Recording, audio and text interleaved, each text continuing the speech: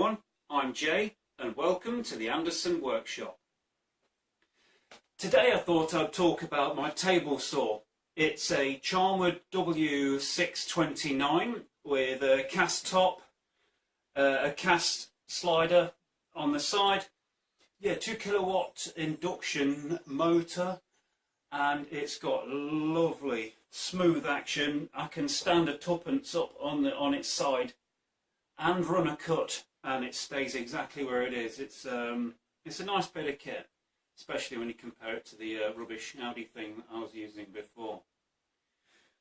There's a few features that I didn't like about this saw. It's the fact that the on-off button is on this side of the machine, to the operator's left. So you have to reach down and round and find it first before you can turn it on and off. Another thing is the dust collection. I've got the collector which goes on here, but it still doesn't work as effectively and efficient as I would hope that it would do. Underneath the table wings here, I've got a 100mm dust collector which sits underneath part of this on the trolley, and it's just for this machine. But I still get huge piles of dust on the floor underneath it. I've looked inside to see if anything's clogged or blocked, and it's not the case. So yeah, that's another issue. The push stick holder, I have no idea why, or I think that must have been designed on a Friday, but it's all the way around the front here. Why on earth would you put the push stick holder there? I don't know, it must have been, not even The Apprentice would have done that. It's a bit silly in my eyes.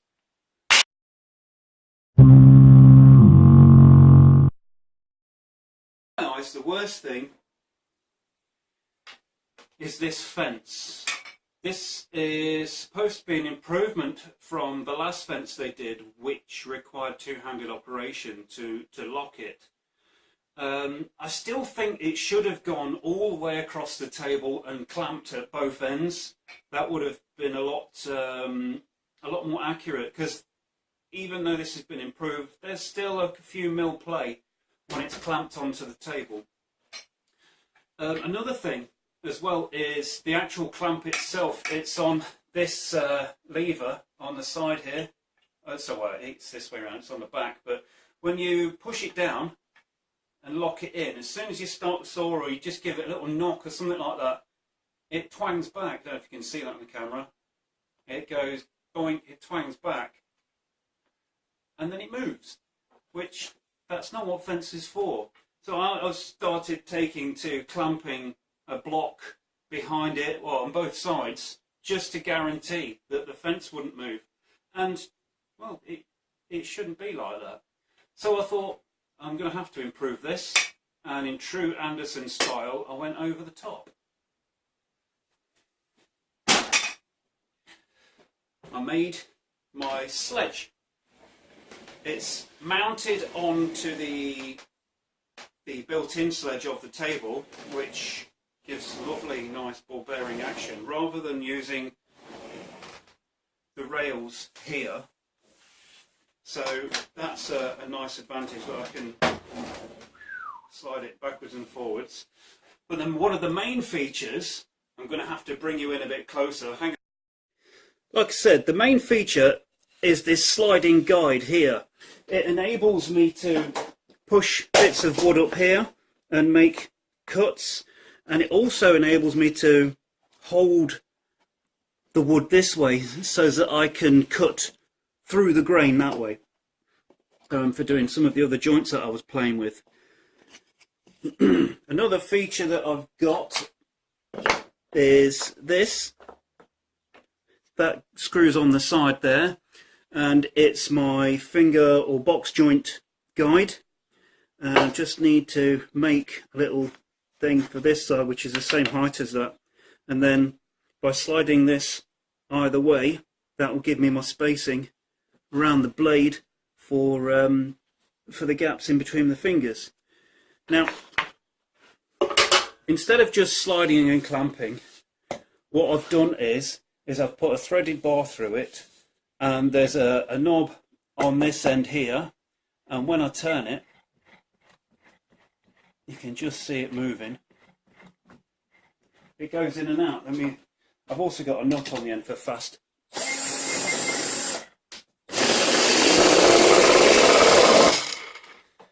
And then back.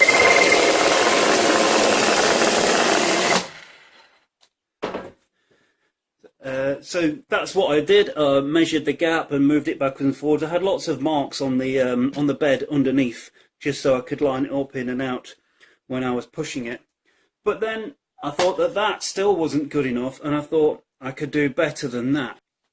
Now hopefully you'll like this bit, because I've got a ticket to make a central banking on it.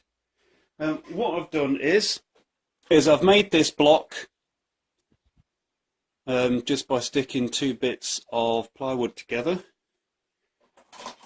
and I've got this trusty, not quite so trusty, cheapo caliper from Aldi too. You can see a bit of a theme going on here.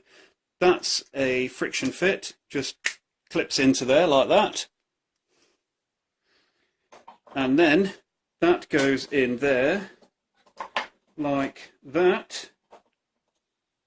Let's just move that forwards a bit, and then my clamp goes on there like that.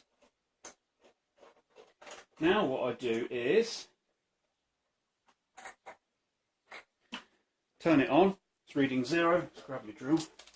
And now if I want to make a 3mm cut, I just wind it in or out. 3mm. That's 20mm. There we go. That's 1996, 97, 98. Wind it out. Oh, too far. Too far. 20mm and 1991. You can actually. There we go. 20mm. 20mm. Exactly. Down to 2 decimal places. I quite like that. Another feature here to the left, most important, is a pen holder. You always got to have a pen holder. And that's pretty much the end of my jig for now, apart from you can see the little storagey bits down the bottom here where I'm going to put my jigs and built-in jigs. But in the future, what I'm going to be making is something that will allow me to hold the wood like this angle going through the blade to give me beveled cuts, say for miters and those sorts of things. And also a jig that will enable me to do quick and easy dovetail joints. That's something, I've never even made a dovetail joint before, but I'm going to go straight in there and make a jig for one first and then go for it. Thank you for watching this video all the way to the end. I'd really appreciate you pressing the like button, wherever it is, down there somewhere, because I'd really like to go to Maker Central. It's coming up very soon, so get pressing, get your mates to press as well, share the video and everything else that the YouTubers say. So from the Anderson Workshop, thanks for watching.